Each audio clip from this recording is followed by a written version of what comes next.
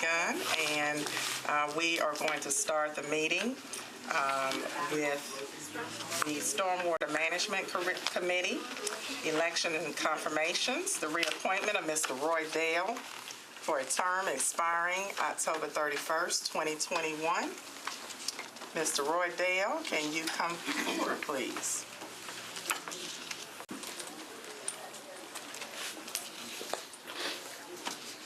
How are you? Good. How are you? Thank you for joining us today. I have, two questions? And the first question is, are you a resident of Davidson County? Yes, ma'am. Are you a registered voter? I am. Okay, then you meet the qualifications, and at this time, I'm going to open the floor up to you telling us why you are a good choice to sit on the Stormwater Management Committee. I was probably a little modest the last time I was here, but I'll tell you the main reasons why is that when I graduated from Tennessee Tech in 1974, my very first job was with Metropolitan Government. And when I started working for Metro, we really did not have these stormwater requirements at all. And so Walter Davidson and I actually prepared Metro's first stormwater regulations. At the time, we did not have anything that prevented a developer from flooding an adjacent piece of property. And so we created more or less detention, which had not been done before. And when I left Public Works in 1979 and I got elected to Metro Council, we rewrote the zoning ordinance, complete zoning ordinance. And at the time, we wrote floodplain regulations we did not have before. And we also redid the stormwater regulations as well. And so I was a very strong proponent of that, and we actually made these requirements probably the second most strict in the United States. After serving 8 years on the council and doing that, and I was a commissioner with the Department of Environment and Conservation for 4 years. And so I have a lot of experience. I've got about 40 years of institutional knowledge about Metro and probably know the zoning code and the stormwater ordinances better than anybody else. The Stormwater Management Committee, like I said before, it's really a water quality board. We cannot pass or approve plans that increase runoff. We don't do that. And generally, the majority of the cases that we hear are single lots, maybe lots that have been in existence for a number of years, 30 years, 40 years. And there were no buffer requirements at the time those lots were created. And so when people want to do additions or when they want to tear down and build back, their existing houses are in buffers. So they have to come back and they have to ask for a variance. And what the committee asks for is since they're water quality buffers, and if we're going to grant a variance in a buffer, then they have to provide some kind of offset, generally through planting of trees or rain gardens or things like that. And so most people that come before the committee, they're not big developers. They're individual property owners. They're just like your constituents that you're asking for help. Historically, when a developer brings a plan to the Stormwater Committee, it's a large plan. I'm right there critiquing that plan and asking for there to be changes. You'll find that I'm not developer friendly when it comes down to the larger plans that are submitted to our committee. We usually send them back or we recommend disapproval because a lot of times those when you come with a big plan, you're not proving you have a hardship. You're creating a hardship.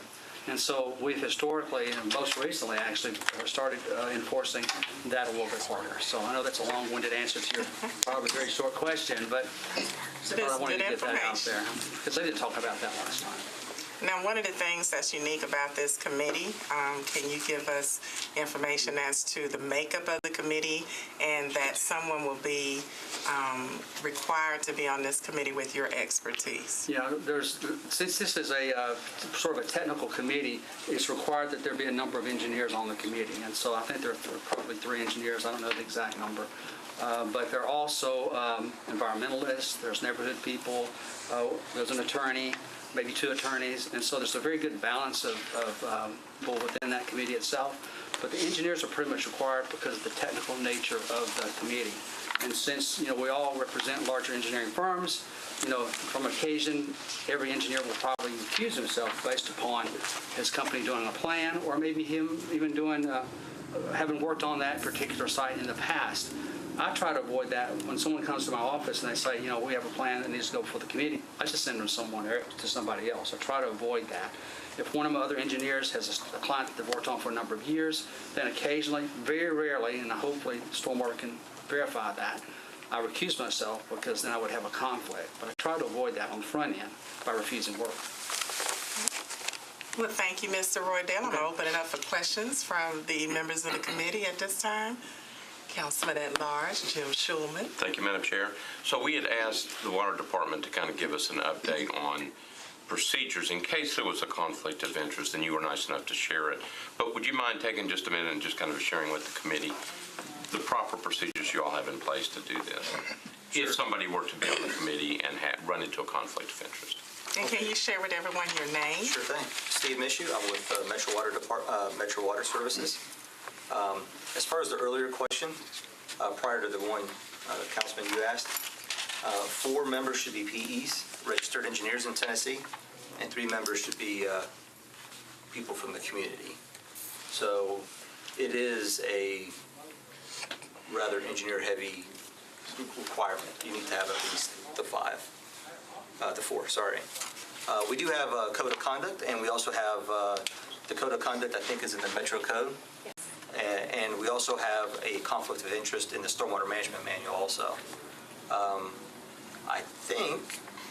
I believe, I hope, information was sent to you guys or committee members about that. Most of the recusals are very clear. It's clear, you'll see the applicant, it will say represented by Dale & Associates. That's automatic cue that the applicant will recuse himself. The engineers are almost very easy to figure out. The question becomes a little bit harder when they're not the engineers. Like we have an attorney that's on the board, and it won't be as black and white to where you'll get up there and he'll say, I'm with engineering company XYZ, and you'll have to see who's being represented by, and then that committee member will say, my firm does business with them, I recuse myself. So I did a quick check. I think Council Lady Ms. Johnson had asked about some meeting minutes, and the last time, I think for the last 2 years, almost everybody in our group has recused themselves at least a couple times. So it's very standard that if there's something that's remotely a conflict, they will recuse themselves. Can I add something to that? So actually, there was a case that came before the committee that wasn't a Dell & Associates case, and I'm Steve recalled this, but it's a site that I had worked on before, and I recused myself just because I didn't want there even to be an idea or a thought that I had a conflict. And it was a very difficult site, and I probably had some preconceived notion, and so I felt like I needed to recuse myself, and I did. Just to follow up, so I've served on boards and committees too that end up, having to deal with stuff. And I know that staff particularly pays attention, at least in some of those boards and commissions, to make sure that they already know where the conflicts of interest are, and they're always watching to try to protect everybody, make sure everything's clear. Do you all do that? I mean, it's kind of a working knowledge of who does what. You're looking at the things as they get filed, and you're going, okay, this is a potential conflict, and you just take care of it. We do, and normally, as things come up to the agenda, and the agenda is sent out, we will usually get feedback from the committee members, even before the meeting, saying, I am going to be recusing myself on this case or that case. So we in almost all cases, we know that a recusal is coming even before the meeting happens.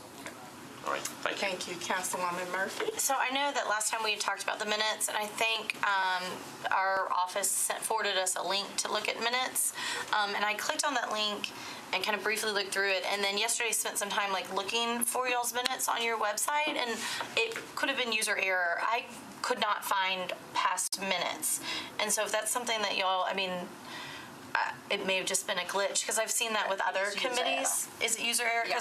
Can we just make that clear? October.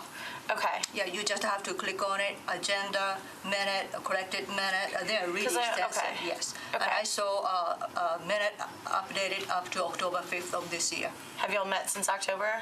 Yes. Okay. But The minute those was not minutes were- uploaded, but Okay. I requested from Steve. Okay, to so get- that's probably why y'all just all haven't that. uploaded the most recent meeting, because that's what I was looking for. Yes, ma'am. So before we do the meeting minutes, we go back and listen to the tapes and the YouTube videos to make sure that we're getting everything correct. Okay, I just wanted to double check that. Yes, ma'am. Thank you, Council Lady. Council Lady Mina Johnson. Thank you, Madam Chair. Hi, Roy. I think there was a quite misunderstanding of what your committee does. According to the minute I found, you here mostly buffer a variance. That's the most case. And So in this case, I am guessing you are hearing the case development by right, not the development by after zone change. How does it play with those zone change and density and so forth versus what your committee's role and responsibility is? Well, many times when I'm speaking before the board, I refer to us as a water quality board, because that's really what we are. The buffers are strictly there for water quality. And so most of the times, it's on properties that are already zoned. They're not going through a zone change. There are occasions when maybe someone's looking at developing or trying to go through a zone change process. It's usually for a specific plan. And maybe in their specific plan, they know they're going to have to ask for a variance. And so they may come to the committee and ask for a preliminary review. That's not very often. Like I said, I'd say 80% of our cases, maybe even more, are properties that are already zoned. They've just been encumbered by a buffer that didn't exist when the lots were created, and it's a hardship, much like you would sit codes, the Board of Zoning Appeals. But we are strictly a water quality board, and we're pretty much limited to that. In the last, this year, you recused only once, as you mentioned, and according to the record, I think that's the one case you just referred a few minutes ago, because I did not see your company as an applicant, but you recused yourself. Yeah, I think it's probably the one that, maybe it was in Jeff Syracuse's district, I can't remember, it's probably my former council district even, that I had looked at this property before, I knew it was problematic, and I think that I was uneasy that I wouldn't be able to render an unbiased opinion. And so based upon that, I just recused myself. So it's not that I'd worked on it, it's just that I felt conflicted about it. So in this committee, you hear about 80% of the time, it's just pretty much variance request. So by hearing, it does not really increase the density or development. They're all variance requests. It's 100% variance requests. And I guess they're pretty much involving the buffers or maybe a floodway or some zoning applied restriction that I actually helped draft. So, I feel strongly about that. And so I think that my votes on the board probably reflect that. I am a property rights person. I'm just being totally candid with you guys. I'm probably more sympathetic towards individual property owners that have been encumbered because as a former council member, they're constituents, they're neighbors, they're people that are trying to come to Metro to seek some kind of relief. And so I have historically listened to those and tried to find ways to help these people. Okay, thank you. All right. Councilwoman Johnson and Councilman Hager. Is he in here? I think you're in his district, right? I am. Okay. So he's not in He here. had a public works Okay. issue that he had to deal with. But Are there any other questions? So there's a motion to approve and a second. All in favor? Aye. You're approved. All right, thank you very much. I'm sorry for all the confusion and anyway, it's regrettable, but I appreciate what you've done. Thank you. Thanks. And we have our little green, or what is it, purple? They're outside too, so. Somebody took them. Mine took them. You might be out. We need more because people. So, Mr. Dale, do you need a parking Oh, here they are. pass? Okay, here we go. Oh, there we If you got one, I'll take it. All right, They're purple. purple. There you go. Thank you. Miss Maddox has just arrived. Okay, our next item is reappointment Yep. of Miss Ann Maddox for a term expiring October 31st, 2021 to the Stormwater Management Committee. Welcome, Ms. Maddox. Hi, thanks. I have two questions for you. One is, are you a registered voter? Yes, And are you a Davidson County resident? yes. Okay. Move to approve. We already had her last time, so I think we've already asked her a million Just to be questions. fair, Consensus? just to be fair, let me throw one question. The past year, or rather this year, since January, you have recused yourself two occasions. Could you explain the reason for the recusal? I don't remember them specifically, but likely one of our, Yes, your farm was the applicant. yeah, so another fellow project manager was the engineer of record on the project, Right. so I would have recused myself. So even though you're not directly working on that, property, but if your farm is involved, that's your regular practice to recuse yourself. That's from that. correct. Yeah. Excellent. Now, you are in Councilman Brett Withers' district. Did you have something you would like to say? Appreciate my constituent for her service on the board to date and for coming back to the committee a second time while the committee had some additional questions. And just appreciate your patience and flexibility in returning, and hope the committee will see fit to recommend approval. Okay, seeing no other questions, we have a motion to approve and a second. All in favor? Aye. You are approved. Thank you. There you go. Thank you.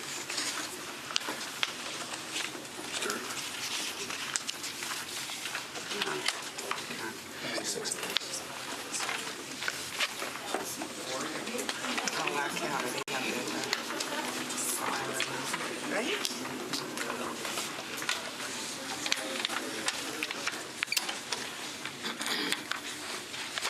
Okay. We have a couple of resolutions.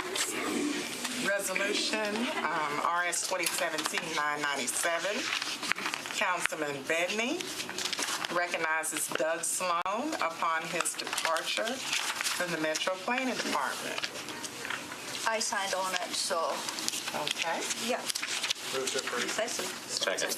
Wanted to recognize his service with the Metro. And it is distinguished service.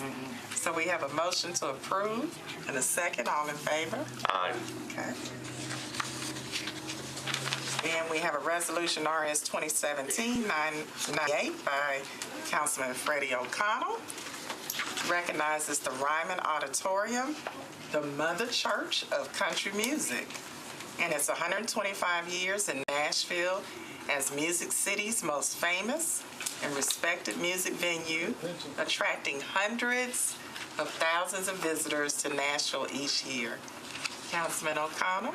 Madam Chair, I would just note that the Ryman is hoping to schedule the Fifth Jubilee Singers for the floor presentation, so looking forward to that if the committee sees fit to approve this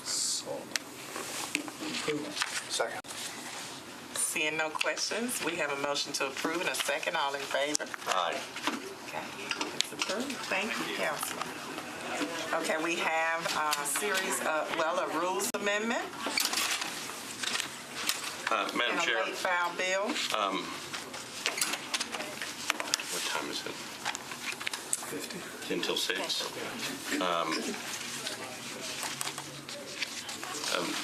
I would just recommend that we explain, do we just have one late file? We just have, yes, one late file. And that's the resolution creating the Community Oversight Board Stakeholders Task Force by Councilman Scott Davis. And is there a reason for the? Well, the reason I bring it up is that we've got a series of proposed rule changes we need to go through. Okay. That's going to take us a little while, I know, because there's a number of them. Up to the committee to determine whether it wants to take up this late file matter first, because there may be some discussion on this. Is everyone okay with taking up the late file first? Yeah. Okay. Okay. So with no opposition to that, Councilman Scott Davis. I want to just thank everybody. We apologize for late file bill. My whole half my office and myself were out sick because of this flu running around here. And instead of contaminating folks, I stayed my butt at home.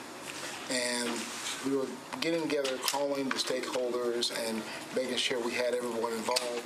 And as you can see, the council members get 2 picks of folks on there, as well as former council people. Also, FOP representation is on there as well. And more importantly, though, this is just creating a group of individuals who will be discussing this after Christmas break on the 21st. Dr. Franklin is here and Jackie Sims is here. The mayor's office will be there discussing on the 21st with us. That's why we need to have this done so we can all sit together and over the Christmas break while most of us are having cheer with their family, which is awesome. You know, I want everybody to celebrate with their families. But we have a lot of work to get done so that hopefully in the new year we can have something that the FOP, NOAA, Democracy Now! Can all agree upon and also, you know, kind of move this forward. And so that's all we're doing is creating the group so that we can discuss this. Is there a reason why I can't come on the regular? Because we're going to start on the 21st. That's why that's why, so we can go ahead and get a lot of this work done while some of us don't have school, while, you know, people are home, and that we can get in there. And the event is December 21st, where we're all getting together with the mayor's office and with the FOP and the stakeholders to kind of kick off and start this hearty discussion that we all want to see done. Karen. Okay, we do have some questions No problem. from the committee. Our Councilwoman. I think she had her hand up Kathleen first. Murphy, I'm sorry. So I understand why it's late filed and why you've got to get through it. My concern is how quickly can our executive committee, I'm just glancing through this, this is the first time I saw it. How quickly can our executive committee get together and appoint somebody? Then do we have to approve them? No, you can approve them after our next meeting or before. We're just getting together to discuss, you know, possibilities of who we want. The people that we're recommending are going to come back to the rules body, and then you're going to give your blessing.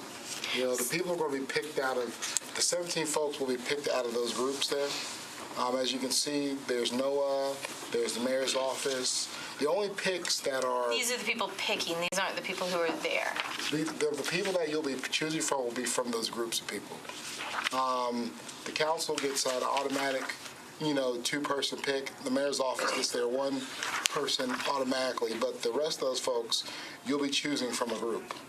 And so the meeting on the 21st is this task force meeting or like a nominating committee? Well, a little bit of both, and I think Dr. Franklin can help explain that. We're all getting together to discuss like when we're going to have our meetings, where we're going to have them, and who are we going to put up from these groups to go in front of you all in the new year. You know, because you'll have a group of people to choose from, and if there's anybody who on the council wants to do this or any suggestions, you know, it gives you guys maybe 3 weeks to a month to kind of decide, okay, I think Karen Johnson will be awesome. I think Mina, I think, you know, whoever will be awesome to put on this group to help with this. It also gives a chance for the FOP to put their person on here. We have a couple people in mind that we've asked. We've asked Smallwood to be a part of it.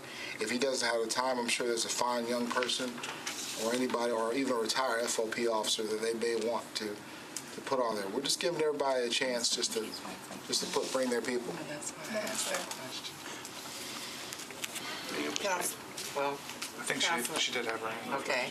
Councilwoman Mina Johnson, you recognize. I understand the reason for late file, and I understand the intent, and I think task force is a great idea. But to make that task force happen, why do you need this resolution? Can we just have the task force created without the resolution? There's some practical reasons, I'm saying, frankly. There's some practical reasons. Frankly, some people may need time off from work, need that permission through a formal ratification process. Resolution legitimizes it for many folks who are not in council having that resolution. Can you please share with us your name and Yes, what organization you represent? Okay. Yeah, I thought I said my name. Sekou Franklin. I'm with the Community Oversight Now Coalition. And been working on these issues for years from many different several cities too. And a formal resolution for those people who want to take time off of work gives them permission to take time off of work. Number 2, it legitimizes the process in the eyes of the public, other than just having an informal task force or informal committee force. For some people who, quite frankly, there are issues of being afraid to speak on in the task force for a lot of different reasons. This resolution, in many respects, gives them some protection, including legitimizes the effort that Scott Davis is doing. And I would say, just as a final point to that, the mayor did embrace a task force, a stakeholders task force. The mayor, I believe the mayor and the mayor's office has asked Scott to set it up, and it works better, I think, for the larger public if Metro Council formalizes it through a resolution. Councilman Mendez. I got a question for Mr. Jameson back in the corner there. I think I see you back there. I don't recall us setting up a task force before. Do we have authority to appoint people to a task force? We do. The council has set them up occasionally over the years. The last time was in 2013, a typical process. And if I can back up and just give sort of the progression, we got this bill this afternoon. I think it was originally authored by Mr. Franklin. It simply said that there would be a task force. And that doesn't actually create a task force. I suggested back to the councilman that we adopt the process typically used by the council.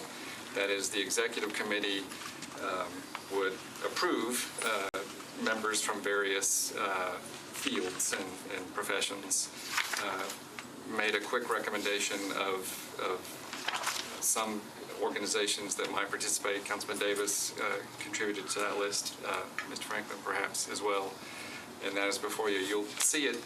There was some comment that there were 17 members. There's actually 14 members as I counted. And there is a single representative from the council and a single representative from the mayor's office, but not people they designate. So one other technical question. You and the legal director are going to serve on the task force? That's been a typical. You get attorney-client privilege if you're on the task force?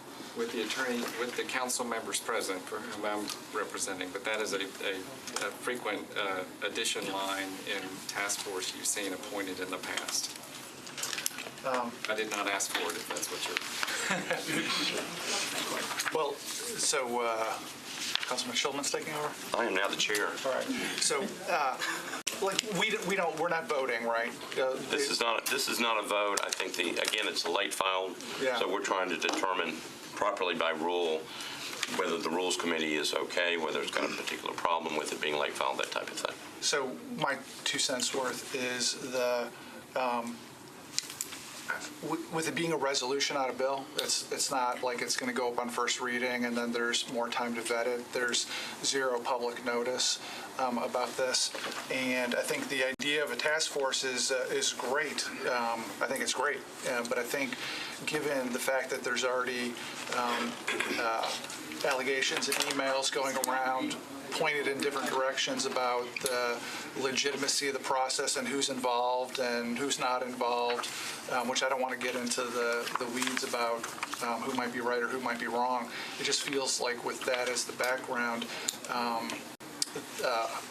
notice to the public would be good. And then my last observation is, there's no way that the executive committee is going to appoint people before the end of the year. Because the executive committee has no scheduled meeting, and usually when we try to get those together, it takes some time.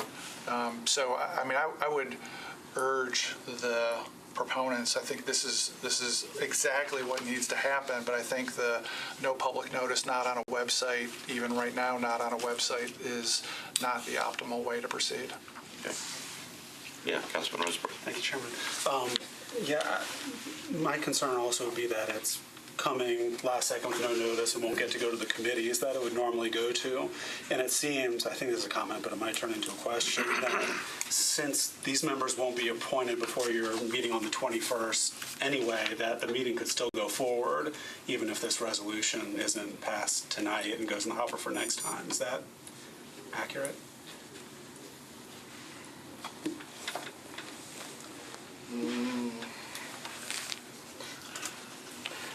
I don't want to speak for the. I don't want to speak for the mayor's office or anyone else on this matter.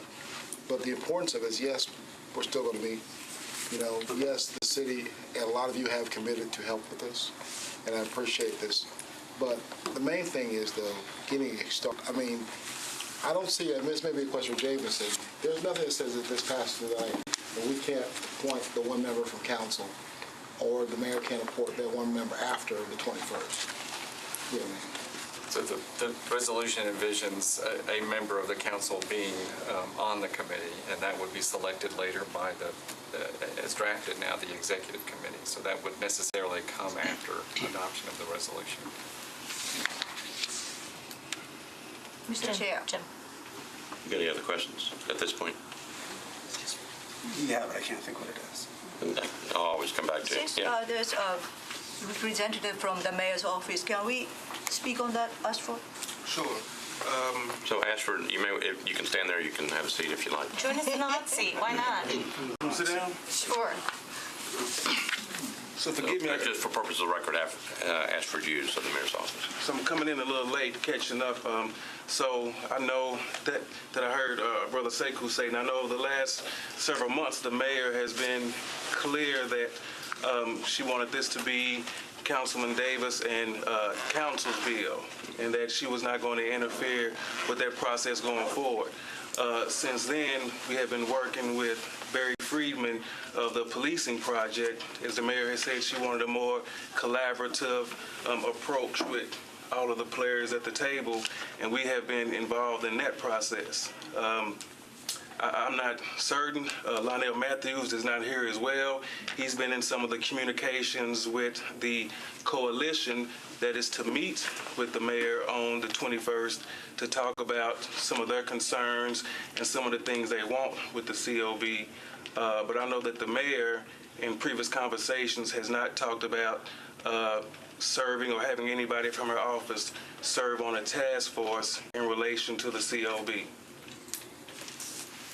Councilor Johnson, do you want to follow up or questions for Ashford? Sure. So our duty is to either accept the late resolution or not. That's what we What we simply consider as a- are is it's because of the nature, when the rule change was made, instead of it showing up on the floor and having no idea what it was, the request, as is properly being done, is to bring it to the Rules Committee and have it vetted here to see whether the Rules Committee, as the keeper of the rules, has a problem. And whether, because he would have to suspend the rules to bring it up, if we have a particular problem, then we're letting the councilman know up front that we might have a problem with it. That's it. I mean, because of the nature of complication, I understand with you want to help, but Point of order, I don't mean to interrupt you. Sure. We're fine with delay until next meeting. okay, Okay. that'd be great. So it will have more Okay.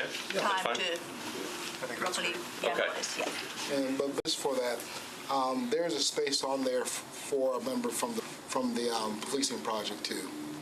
Okay, but we wanted to make sure that we're able to get these talks rolling by the 21st. And if we can get on the agenda for your next meeting, greatly appreciate it. No, that'd be fine. I think It probably won't go to Rules Committee, though. it may not go to rules. It may go to public safety. But I think I would echo what Councilman Mendez said, and I think everybody was saying. I think this is a very important issue.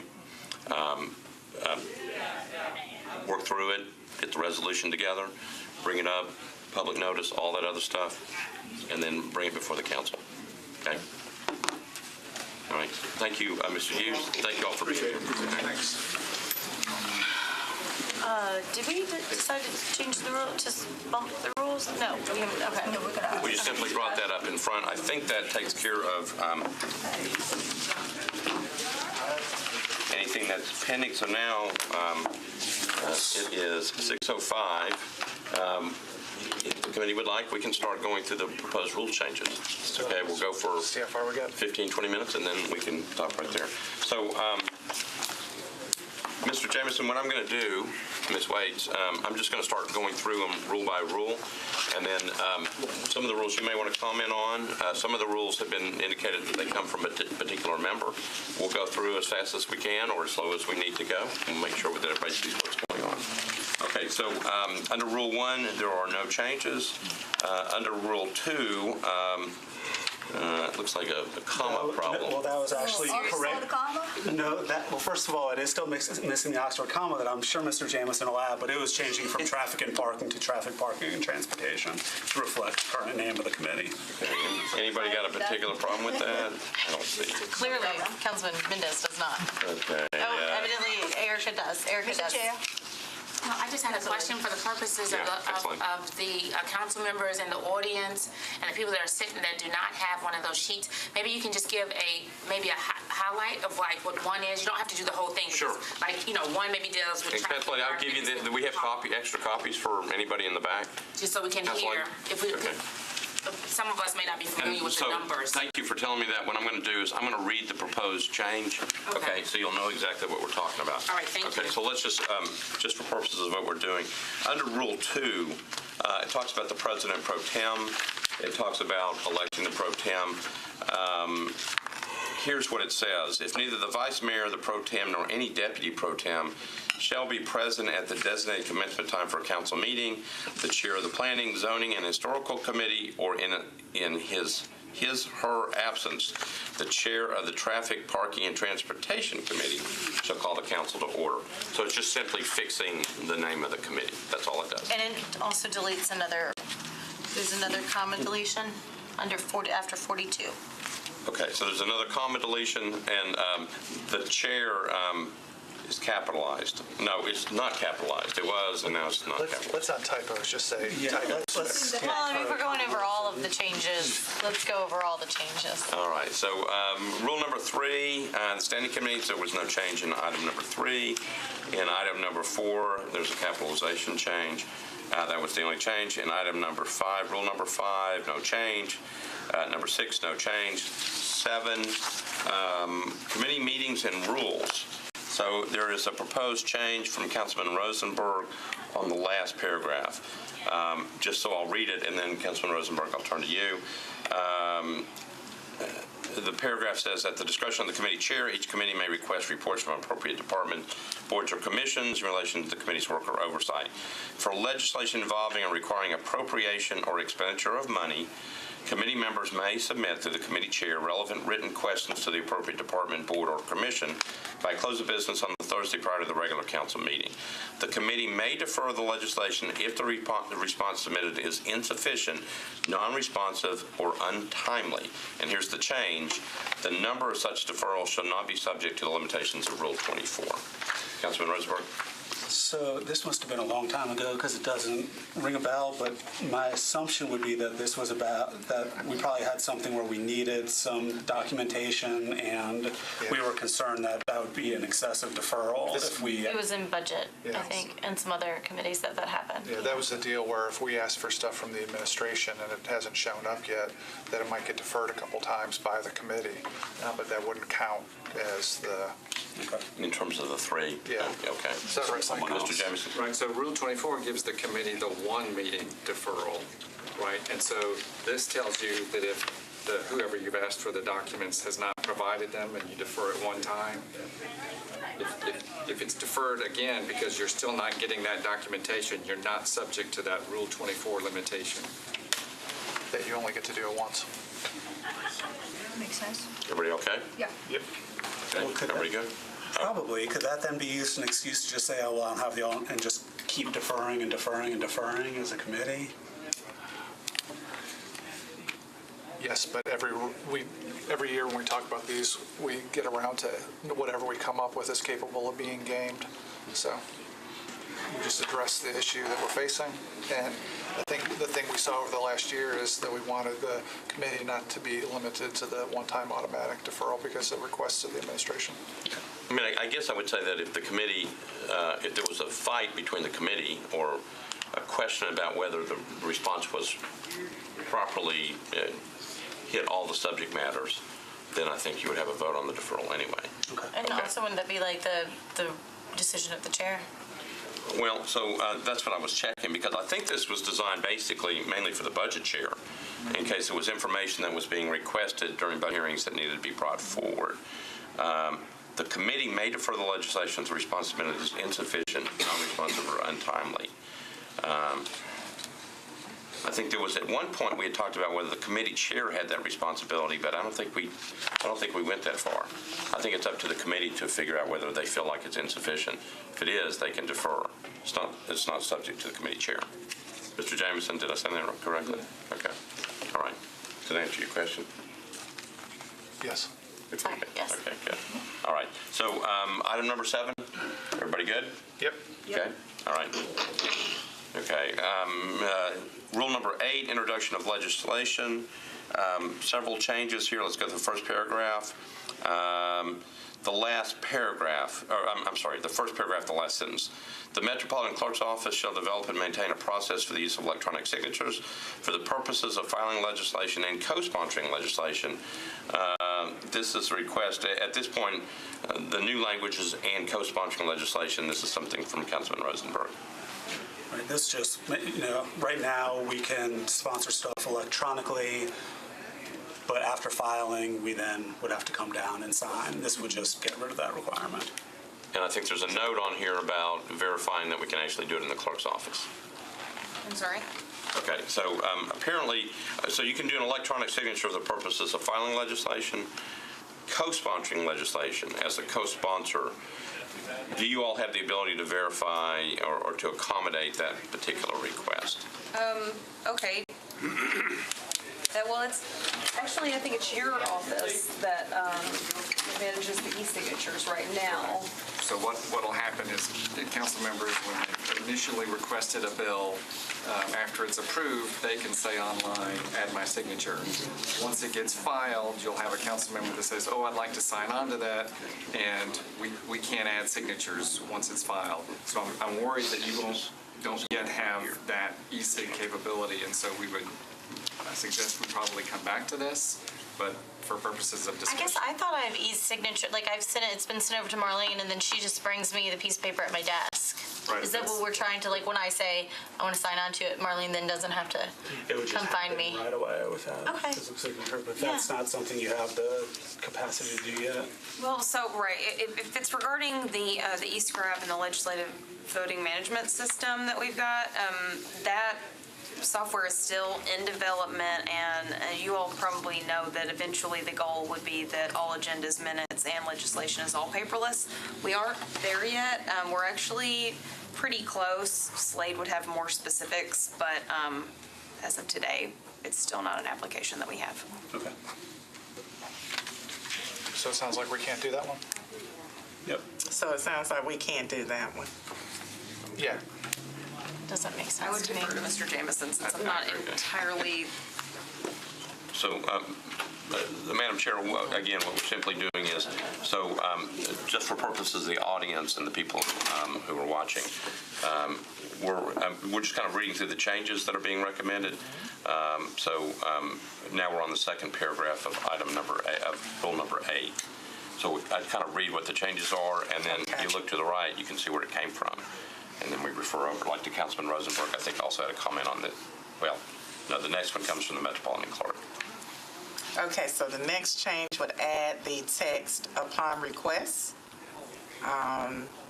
be deferred one meeting. This is any resolution or proposed ordinance on first reading, the subject matter of which affects only one district shall upon request be deferred one meeting if the council member from the district concerned with the subject matter of such legislation has not introduced or co-sponsored such legislation. So are any comments from the committee on that? So right now it's an automatic deferral for one meeting? No. Right now, they seek out the affected council member and ask, and this would change the language to reflect the reality of how they treat it. That we have to request that it be? Upon request. I thought, for some reason, I was thinking that it was automatically done. Like if Jim sponsored something in my district without me knowing about it. I think what we're hearing is that they, as a matter of practice, they check with the affected council member about whether they care or not. And so it's just shifting the burden of... No, it's the way they've been doing it is asking the council member And so this is just changing the words to match what they've been doing for years So and this years. way they won't ask us? I'm done. I don't know.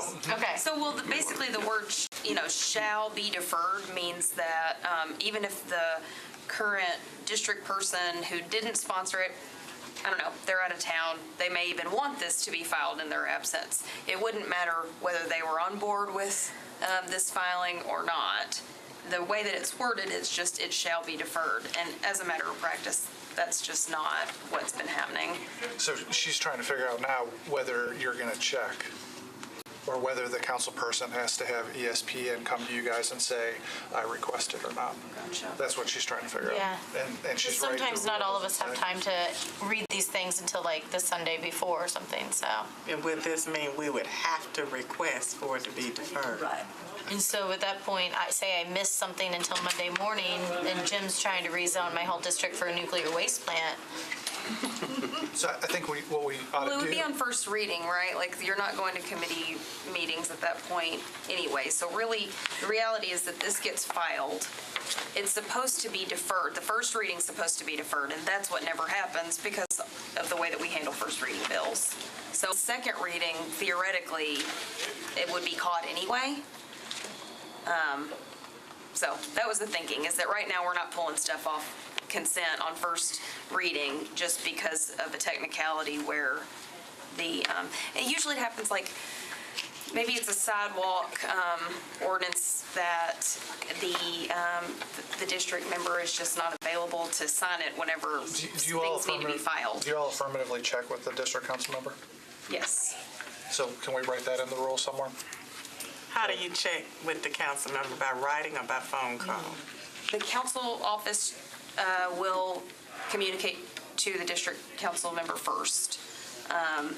My understanding is that they do tend to try to follow up before the filing deadline, and then after the filing deadline, we make our best efforts to catch you on the floor and get it signed before first reading so that this isn't an issue. It's in those rare instances when we can't get it signed, it's kind of awkward to figure out how do you comply with this rule when, you're going to have to pull something off of consent on first reading to be able to comply with it. So Mike, could it say after that introductory clause that the council office will check with the affected council member, and upon the request of that council member, it gets deferred automatically?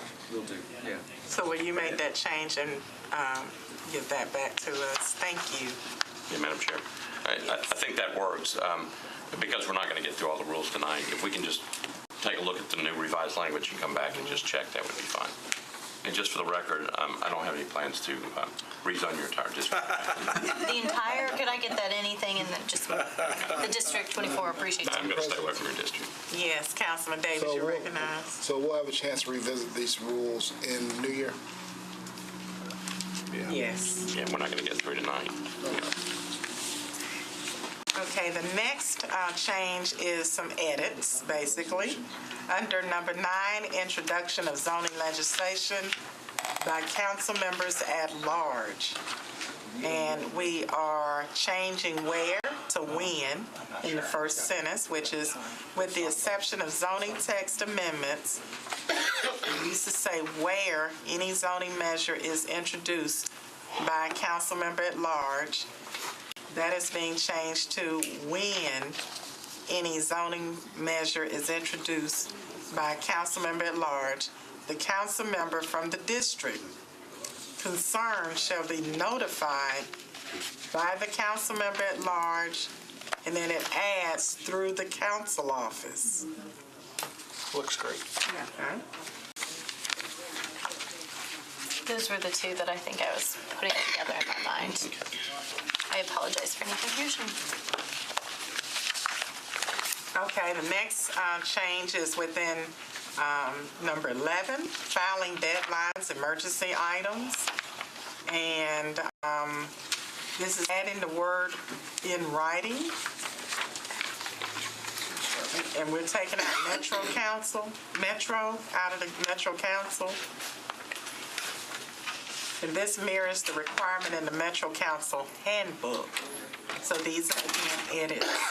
Legislation prepared by the Metro Council will be changed to legislation prepared by the council office must be requested in writing.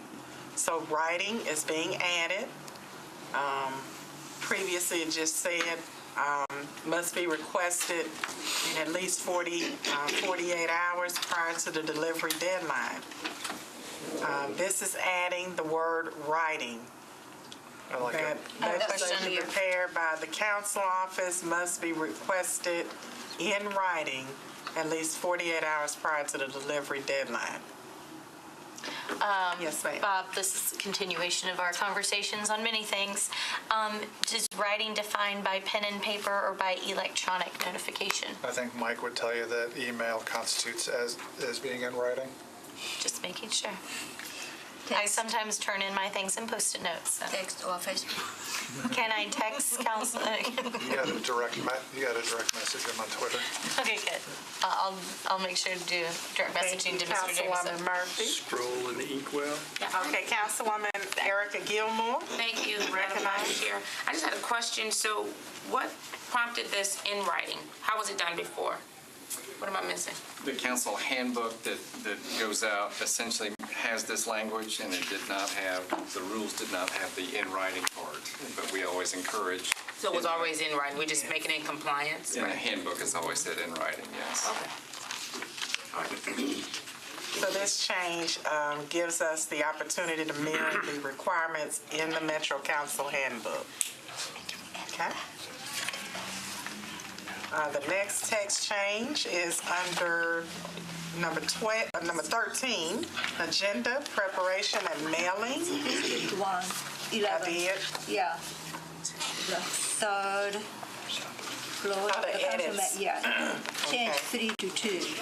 Okay. Preceding paragraph. In the third paragraph for number 11, it's still filing deadlines, emergency items. The word 3 is being changed to 2.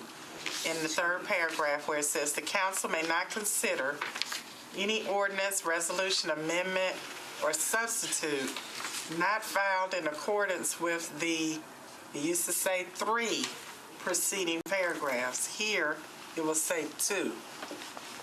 That's just a cleanup item from a previous revision. There aren't 3 paragraphs. Right. So this is a cleanup item from a previous revision. Did you find that one? Yeah. No, it's not me. Who found this? I'm very concerned about this.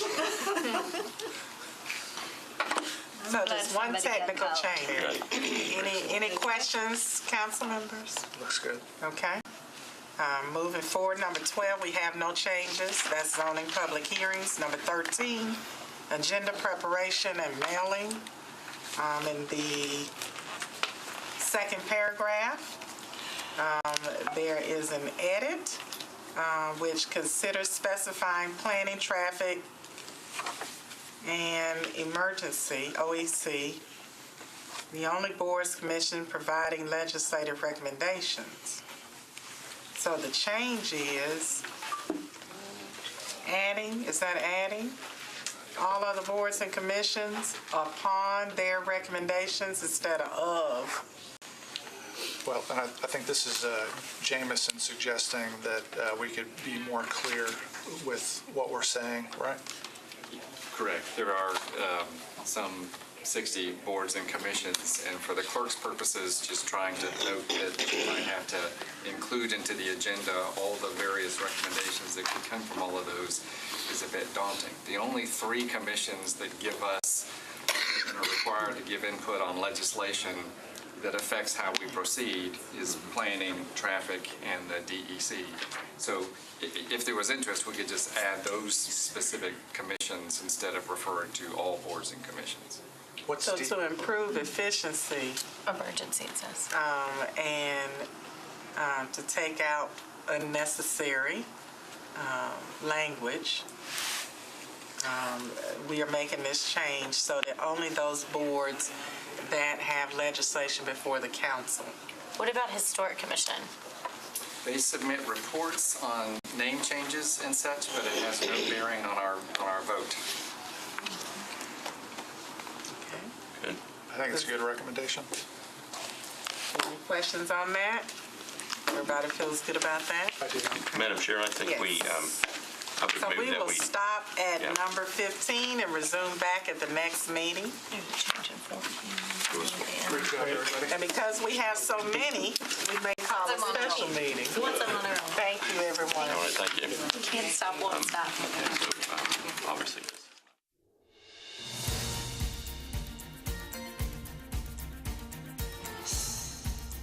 This has been a service of the Metro Nashville Network. If you would like to see this presentation again, or for more information about this and other programs, visit nashville.gov.